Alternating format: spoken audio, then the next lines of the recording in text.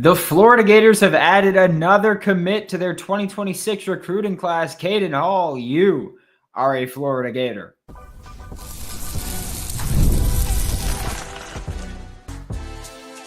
You are Locked On Gators, your daily podcast on the Florida Gators. Part of the Locked On Podcast Network, your team every day. Hello and welcome back to another episode of Locked On Gators, part of the Locked On Podcast and Network, your team every day. And these are some of the best kinds of shows, right? An impromptu show, a live show, because the Florida Gators got a commit. Always one hell of a time. And Kaiden Hall is the commit. Brandon Olsen is the host. That is me. You can find all my written work with New York Giants on SI. And adding Kaiden Hall for the Florida Gators was big, of course. 4-star safety. He's a 4-star everywhere, except he's a 3-star on 24/7. Guess who's wrong there? Being different doesn't make you good, right? But I will say that Kaiden Hall, I do think he's, they've got him between 8th and 15th as safeties. I think that's a good spot for him. Listed as 6'2", 6'3", 200 pounds. And I will say this because I know that there's going to be people who ask about this and talk about this, about is he a free safety? Is he a box safety? Is he a strong safety? Is he a whatever safety? People could say that all they want. But when it comes down to how Florida played last year defensively and how I think Florida will play this year and in the future, if possible, is 2 high safeties. And when you have 2 high safeties, that means that both safeties have similar responsibilities. They are both deep safeties. They're both over the top. One might come down to play whatever different kind of assignment. The other one might play over top if they're cover 3, whatever. But I do think that Kaiden Hall has the ability to play both. And he has said that, he's expecting to play more of a free safety role, but that's really, again, they're so interchangeable at this point. I really don't think that there's a difference between saying who's going to play free, who's going to play strong, again, who's going to play field boundary. They move around quite a bit. I do think that Kaiden Hall has the skill set to do anything that they will ask of him in this secondary. I will say this again, because we talked about this on, I want to say it was yesterday's episode of Locked On Gators, where Florida has the potential to, again, have an absolutely elite safety class. Last year with Lagonza, Hayward, and Hilton Stubbs, I almost switched those up. But with Lagonza, Hayward, and Hilton Stubbs, last year, we kind of saw an elite safety duo coming in. I mean, hell, you can look back to the Jordan Castell, Bryce Thornton time. Like, they've done a pretty damn good job of getting safeties to come to the University of Florida, trying to build back to DBU.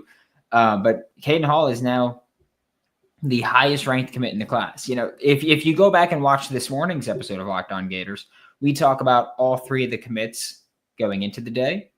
And then we went, all right, well, Kaiden Hall is also there now. Wasn't there before, but he's there now as a tremendous addition to this recruiting class. He is, like I said, he's a 4-star on 3. He is a 151st player nationally on 3, 15th safety, 22nd player in the state of Florida.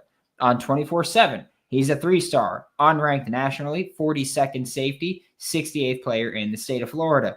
And ESPN, he is a 4-star safety, 183rd player nationally, 13th safety, and 29th player in the state of Florida. And then on Rivals, he's 125th nationally, a 4-star, 6th safety in the country, and 17th player in the state of Florida.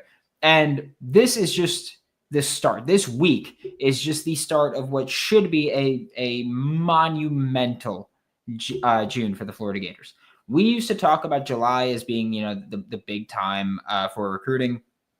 I do think that now with July being a dead period, we're looking toward that being more so June being the big hot ticket time to recruit. Florida Gators, recruiting class. This is similar to the end of the 2024 season, 2025 recruiting class, where we could talk about Florida and where they ranked. And I know there's going to be a lot of people who go, oh, I don't care about adding one guy. Congratulations, you went up from 74th to 65th, whatever that may be. I'm just throwing those numbers out. But that's how you get the class to be elite, right? You continue to add talent. And so Florida this time last week was right in the 70s in the recruiting class rankings. Right now on 3, after the additions of Kaiden Hall and Janari Carr earlier this week, you're 43rd. On 24/7, you are still 69th overall. Nice. But part of that is because they have Kaiden Hall as a 3-star. They have Jameer Perez as a 3-star. They have Janari Carr as a 3-star. I believe that 24/7's next recruiting rankings will happen in July. And so once you get those updated, Florida's going to be ranked a lot higher than they are right now. I feel pretty confident about that one. Josh Gardner checking in from Spain. Said, what about running 3 safeties? Florida doesn't usually do 3 high. It would be, 2 high, and then if there's a safety in the nickel spot, because they do tend to classify the star as a safety. But we haven't seen Florida run 3 high. It doesn't seem like the kind of style that they would run, because they like to run with, they like to run quarters.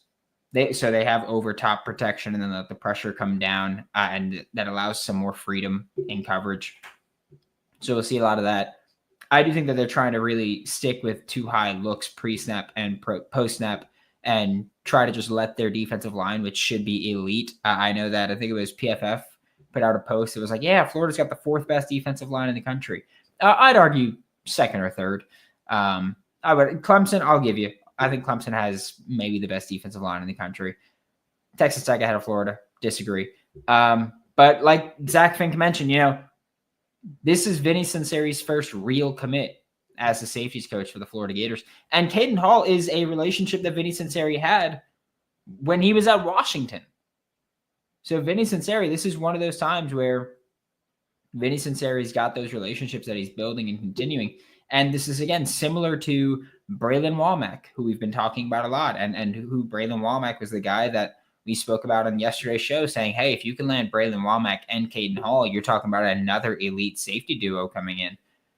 You're halfway there. But Braylon Womack and Kaiden Hall, both guys that have that relationship with Vinny Sunseri from before Florida, and he's carried them over. Jameer Perez, someone that had the relationship with David Reese before he got to Florida, and then they joined in and brought him there. So, this is just this recruiting class and this coaching staff.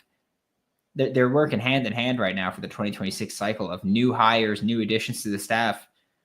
They're bringing in recruits. They're helping on the trail genuinely. And so you can have the possibility of bringing in just another elite safety duo for the Florida Gators in 2026's recruiting class. We are going to get to the chat. We'll get to the comments. We'll get to whatever we can get to. We're going to talk about the rest of this recruiting class and what Florida needs to target, who might be next as well. We'll talk about that when we get back with this bonus episode of Locked On Gators. You ever check your bank account and wonder, where did all of my money go? Well, between dining out, online shopping, and entertainment, it's pretty easy to lose track, not going to lie to you. That's where Monarch Money comes in, your personal CFO, giving you full visibility and control over your finances. And Monarch Money isn't just a budgeting app, it's a complete financial command center. You can track all of your accounts, all of your investments, all of your spending in one place, so you stop just managing your money and you start building your wealth. Take control of your finances with Monarch Money. Use code LOCKEDONCollege at monarchmoney.com for 50% off your first year. That's monarchmoney.com, code LOCKEDONCollege for half off your first year. Thanks again for making Locked On Gators your first listen of the day. Every day we are available daily and free wherever you listen to podcasts and on YouTube. As always, I am Brandon Olsen. Don't forget to like, subscribe, comment, review, do whatever it is that you're going to do whatever it is that you want to do.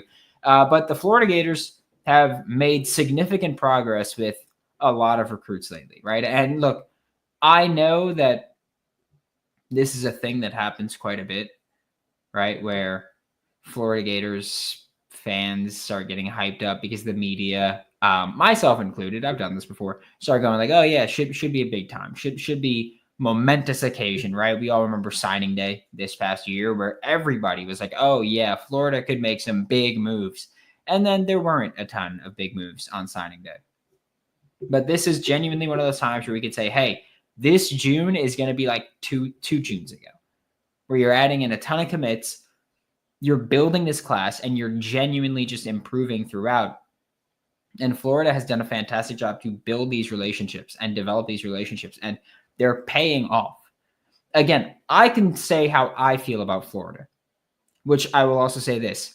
If you're going to come in here and go, well, you said this about Florida and that's bad for recruiting, shut the hell up. No, it's not. No, it's not. And if it is, they're not doing things the right way anyway.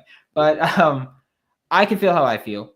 You could feel how you feel. Anyone can feel how anyone else feels, right? But when it's all said and done, Billy Napier gets to tell these kids, we won 8 games last year. That's it for all the fire him talk, for all the hot seat talk, for all that. Florida won 8 games last year. And I'm not doing this just to bring up, a Miami, but people will talk about, oh yeah, Florida won 8 games, but Miami won 10. It's like, yeah, well, Miami won 10 with their schedule. Florida won 8 with maybe the hardest schedule in college football history. Like this is easy to sell if you're Billy Napier. Like Billy Napier can freely tell recruits, hey, Brandon's BSing about my job security. Trust me, I'm safe. This guy's BSing about job security. Trust me, I'm safe. He could say that about basically anybody he wants, right? Because when it comes down to it, the facts are Billy Napier's won 8 games last year. The Florida Gators won 8 games last year after a horrendous start, battling through injuries, at one point dropping down to QB3, and they won games. Recruiting here should not be hard right now. And I'm not trying to sound like Brian Smith. I know a lot of you guys hate him. I'm not trying to sound like that. I'm just saying that recruiting here should not be that hard for Florida coming off of 8 wins with that insane schedule that they have, with the NIL investment that you can get, with revenue sharing coming in. And Florida's going to make big waves this June. I don't know if this is the last commit today. I said this on Sunday when Janari Carr committed. I've been told, hey, there's a lot of kids that have said they're committing. It's just a matter of when. Kaiden Hall had a previously set commitment date. I think he was July 1st. And look at this. June 3rd, he committed. Janari Carr had a previously set commitment date. I think it was June 25th. He committed on June 1st. There's a lot of guys that have commitment dates set that are going to commit before that. There's a lot of guys who have commitment dates set that are going to stick with that. That's fine. Just know that there are people who have told Florida, hey, I'm committing to you. There are people who, the staff, even if they haven't been told, hey, I'm committing to you, there's people with Florida that feel pretty damn good about landing some of these commitments. So that's why I'm going to rattle off some names that I think can commit to Florida soon, or we'll say could be the next potential commit candidate for the Florida Gators. Because again, I think that there's a lot of names you can throw in there that can be pretty muddied. Like CJ Hester is a name that a lot of people have been talking about lately with the hype coming around. Carson Baker, the running back, who I'm really hoping does commit sooner rather than later. I think he's a damn good football player. Again, you get a running back with Aiden Mizell speed, and I do mean that he ran the same 100-meter as Aiden Mizell. We're talking about that kind of track athlete there at running back. That's huge, right? He's Kent is the tight end that I've been talking about, saying that, hey, Russ Callaway is clearly prioritizing him, recruiting him heavily. Could happen there. Javari Lucas, offensive tackle that was on campus this past weekend, which, by the way, I've been saying his cousin is Kelvin Taylor. And I got a nice little comment this morning that was like, well, his cousin's Kelvin Taylor. You know who else that means he's related to? Fred Taylor. Yeah, Fred ain't on campus posting pictures there during the official visit, is he? Kelvin is. The relation to Fred, sure, might matter, but the relation to Kelvin is the more important one there, as Kelvin is the one that's clearly at least somewhat involved here. So I will say that.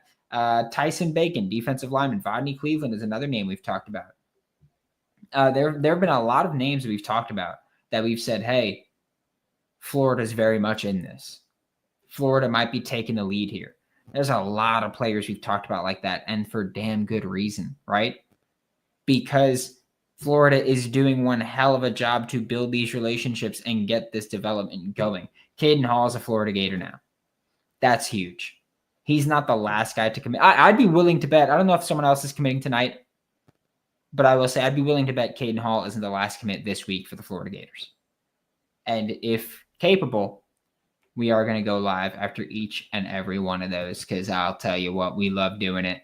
Kaiden Hall, great addition to the Florida Gators 2026 recruiting class. Hopefully continues to go. Another victory over UGA, another victory over Alabama on the recruiting trail. Janari Carr was also looking for Alabama in there, and Florida took them. So Florida doing one hell of a job to improve their recruiting class. Again, I know that it's a long way, and I'm not trying to drink the Kool-Aid, but I am saying I know it's a long ways out, but Florida is really building this recruiting class out right now with relationships and with recruiting pitches, I'll describe it like that. Who's next? We'll see. But yeah, you got Carson Baker's up there. Again, I think that he's ready to go at any point. You got Carson Baker. You've got Javari Lucas. You've got, Javari Lucas is one that I thought was going to pop this past weekend. I thought he was going to commit to Florida. Hasn't happened yet, but doesn't mean it won't. CJ Hester's another one that we've talked about quite a bit, is saying, hey, Florida should be really in on this one. There's a lot of names that are just, hey, Florida's in it. Florida feels good.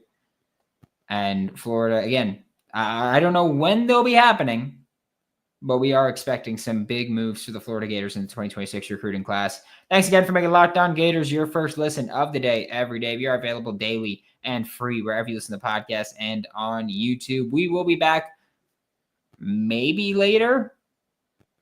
At the absolute latest, we will be back tomorrow morning. As always, thanks for making Locked On Gators your first listen of the day every day. We are available daily and free wherever you listen to podcasts and on YouTube. I am Brandon Olsen. Find all my written work for New York Giants on SI, and I will see you all next time.